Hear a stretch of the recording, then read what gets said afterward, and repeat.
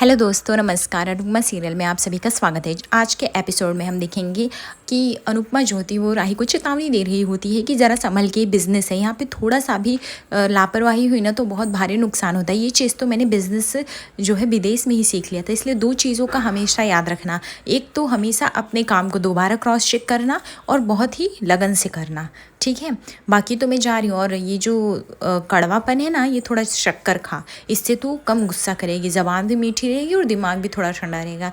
ऐसा कह के वो चली जाती है। उसके बाद जो राही रहती है उसके हाथ से वो मिश्री का डब्बा जो रहता है वो गिर जाता है। फिर राही सोचती है कि अब मैं कैसे करूँगी, तो अनुपमा जी भी चले गए हैं। दूसरी तरफ हम देखते हैं कि अंश के दोस्त आए हुए हैं और अंश का बर्थडे हो जाता है, सेलिब्रेट हो रहा है। पूरे शाह हाउस में एक सेलिब्रेशन का धमाका मचा हुआ है। यहाँ पे बा बोलती, देख मेरा अंश कितना हैंडसम है, सारी लड़कियाँ उसे ही देख रही, कितना अच्छा लग रहा है ना। यहाँ पे पाखी कहती है, वैसे ही शानी भी मेरी अच्छी है, बा देखो शानी को भी लड़के देख रहे हैं। अगर मैं ऐसा बोलूँ तो मैं बोलती, कौन देख रहा है, मैं उसका मुंह ना फोड़ दूँ? नहीं, ये अच्छा नहीं। तो यहाँ पे पाखी बोलती, अच्छा अंश के लिए बोले तो अच्छा, और ईशानी के लिए बोले तो अच्छा नहीं। बा बोलती, अरे ये तो लड़के अच्छे होने चाहिए ना, वो लड़के अच्छे नहीं है। यहाँ पे खींचातानी चल रही होती है। फिर हम देखते हैं कि माही और ईशानी सब लोग अंश का बर्थडे सेलिब्रेट कर रहे होते हैं। यहाँ पे दो लड़के होते हैं जो अंश के दोस्त रहते हैं, बट उनकी नीयत कुछ सही नहीं रहती है। वो माही को अलग तरह से ताड़ रहे होते हैं। वो बोलते हैं कि मैं तेरे बर्थडे पे आया हूँ, अंश बुरा नहीं लगा। अंश बोलता है, नहीं इट्स ओके। यहाँ पे प्रेम जो रहता है वो लोगों के लिए डोनेट्स बना रहा होता है। माही तभी किचन में आती, बोलती तुम डोनेट्स बना रहे हो? प्रेम बोलता है, एक्चुअली सब लोग कल केक खाए ना, बोर हो गया और सबको डाइटिंग करनी, इसलिए मैं डोनेट्स बना रहा हूँ। डोनेट्स लोगों को ज़्यादा पसंद आएगा, आप टेस्ट करो ना। फिर वो माही को एक डोनेट्स ऑफर करता है। माही डोनेट्स खाती, बोलती वाओ इट्स सो डिलीशियस, बहुत ही अच्छा बनाया है प्रेम आपने ये डोनेट्स। तो प्रेम बोलता है, सच में आपको अच्छा लगा? उसके बाद तभी देखते हैं वहाँ पर राही आ जाती। राही बोलती, तुम्हारे ये सब फालतू काम खत्म हो गया हो तो चलो किचन का मेन काम करना है, कल सुबह 6 बजे तक डिलीवरी करनी, तुम्हें पता भी है या नहीं? और मिस राही, तुमको ये सब फालतू बातें तो बाद में भी हो सकती है, अभी हम काम की बातें कर ले, अभी तुम शांति रहो और कम बोलो इधर से। उसके बाद हम देखते हैं कि राही जो होती है वो किचन में आती है और वह जो होती है जानकी बहन से कहती है कि कल सुबह तक सब कुछ रेडी हो जाना चाहिए। तभी यहाँ पे एक किचन में काम करने वाली औरत जो होती है वो बोलती है कि मुझे छुट्टी चाहिए, मेरे पति बहुत बीमार है। राही बोलती, तो अपने सास को कह दो या फिर बाजू वाले को कह दो, मैं इसे छुट्टी नहीं दे सकती, तुम्हारे हिस्से का काम कौन करेगा? जानकी बहन कहती है, अरे हम लोग निपटा लेंगे काम। तो शु कहता है कि ये लोग का रोज का ही है। यहाँ पे राही बोलती, बी प्रोफेशनल, अगर कहीं ऑफिस में रहते तो छुट्टी मिलती कि आप लोग को नहीं, लेकिन यहाँ पे पता नहीं क्या समझ लिया आप लोगों ने धर्मशाला। यहाँ पे हम देख रहे हैं कि अंश का बर्थडे बहुत ही धूमधाम से सेलिब्रेट हो रहा है। प्रेम भी बहुत ही खुश है और वह माही बोलती कि बहुत ही अच्छा है प्रेम, आप बहुत ही अच्छे हो, सब कुछ इतना अच्छे से अरेंजमेंट कर दिया।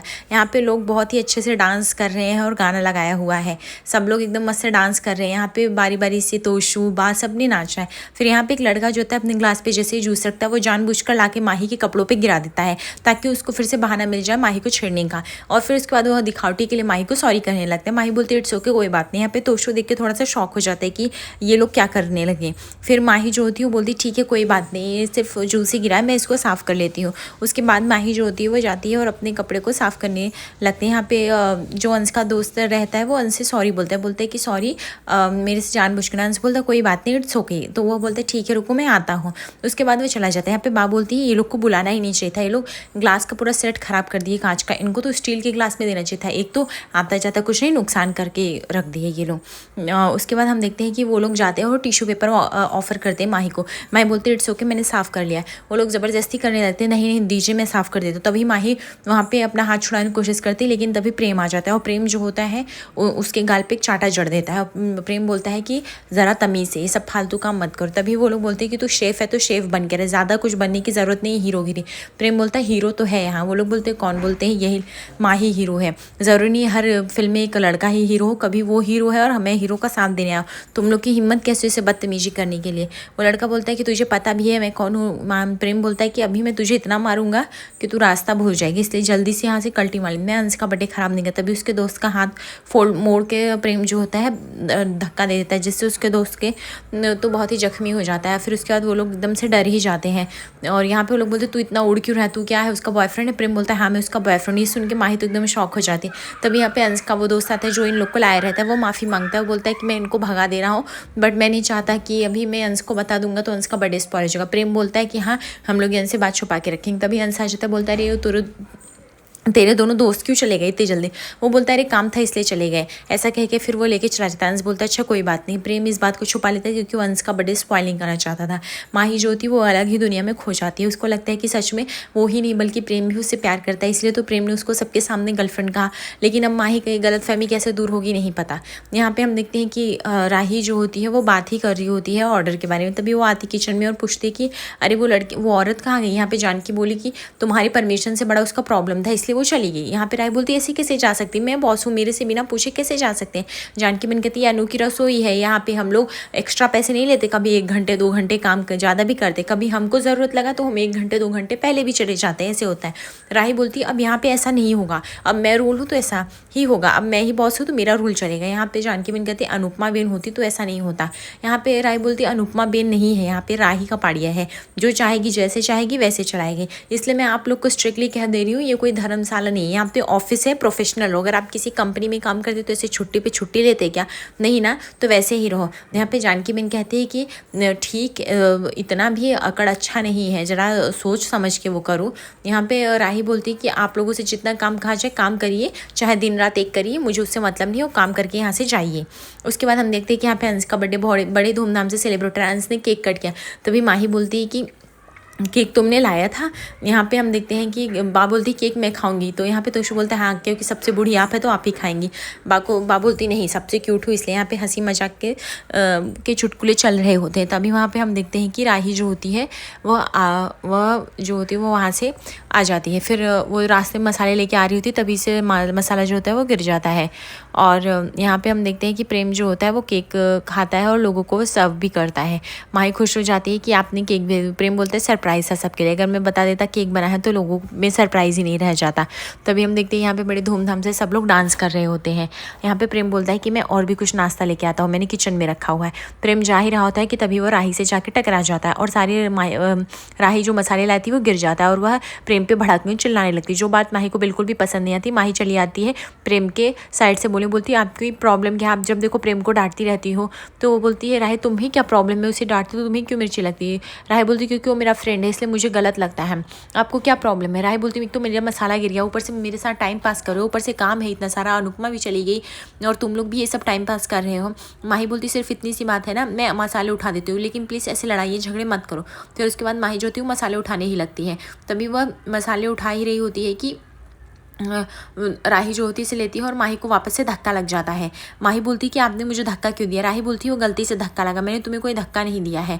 और फिर माही बोलती है तुम डायरी क्यों ली हो अपने साथ? राही बोलती है ये मेरे पास रहेगी क्योंकि मैं ही अब यहाँ की बॉस हूँ। माही बोलती है ये डायरी अनुड़ी की है, ये डायरी आपके पास नहीं हो सकती। राही बोलती है अनुपमा जी ने ही मुझे डायरी दी है। दोनों में लड़ाई झगड़े चलने लगते हैं डायरी को लेकर। घर शाह हाउस जो होती है वो देख के माही और राही की लड़ाई को तंग हो जाती है, वो एकदम शौक हो जाती है कि सब क्या चल रहा है। तभी अंश आता है उनकी लड़ाई को रोकने के लिए। बाकी जो अंश के फ्रेंड और गेस्ट आए रहते हैं उनसे अंश रिक्वेस्ट करता है कि आप लोग चले जाओ। यहाँ पे प्रेम भी जो है वो बार बार राही और माही को मना कर रहा है कि लड़ाई ना करें, माहौल ख़राब हो रहा है, लेकिन वो दोनों झगड़े ही जा रहे हैं कुत्ते बिल्ली की तरह और किसी की बातें नहीं सुन रहे। घर वाले उनकी लड़ाई छुड़ाने में लगे लेकिन छीना झपटी में कोई भी उनको छुड़ा नहीं पा रहा है। तभी यहाँ पे राही तेज से छोड़ देती है डायरी और उसका एक चाटा जाके बा को लग जाता है। यहाँ पे बा के कान के जैसे दरवाजे ही फट चुके हों और वो एकदम से सन्नाटा छा जाता है घर में। सभी लोग शॉक हो जाते हैं और यहाँ पे राही को ब्लेम करने लगती है। यहाँ पे अंश बोलता है कि राही हाउ डेयर यू, तुम्हारी हिम्मत कैसे हुई? बात तुमसे कितनी बुजुर्ग है, तुमने ये सब क्या कर दिया? What's wrong with you? यहाँ पे राही बोलती नहीं मैंने जानबूझ के नहीं किया। पे राही के भी रोंगटे खड़े हो जाते हैं और आंखों से आंसू आने लगते हैं। वो सोचती कि मैंने इस हादसे से बुजुर्गों को कैसे थप्पड़ मार दिया। यहाँ पे डॉली भी बोलती है कि भाभी गई नहीं कि तुम्हारा तांडव चालू हो गया, तुम्हें शर्म भी नहीं आई? माँ की उम्र तो देखी तो तुमने माँ के ऊपर चाटा जड़ दिया। यहाँ पे पाखी बोलती कि सच में तुम लोग की कुत्ते बिल्ली की लड़ाई खत्म ही नहीं होती है। मैं तो तुम मम्मी के जाने के बाद तुम लोग का ड्रामा तो चालू ही हो गया जैसे। यहाँ पे बाज होती सदमे में चले जाती है कि ये सब काम तो कभी अनुपमा ने किया, किसी ने नहीं किया, इस लड़की ने तो मुझे चाटा भी जड़ दिया है। लेकिन अब बा किस तरह से बोले? बाज जैसे से बा का तो जैसे सब कुछ लूट सा गया हो, पूरा सम्मान ही चला गया हो उनको, जिस तरह से राही ने तमाचा मारा है।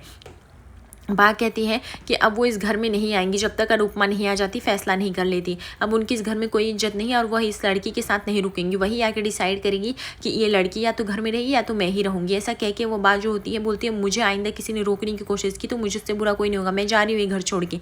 यहाँ पे राही जो होती है वो बा से माफ़ी मांग लेती है कि बा मुझे माफ़ कर दीजिए लीलाबेन, मैंने जानबूझ कर नहीं किया, वो गलती से लग गया। लेकिन यहाँ पे लीलाबेन जो होती है राही को धक्का देके चली जाती है क्योंकि उन्हें नहीं सुनना रहता है, क्योंकि उन्हें ऐसा लगता है कि उन्होंने आज तक जितना भी सम्मान पाया था वो सब खो दिया, एक लड़की ने उन्हें थप्पड़ मार दिया।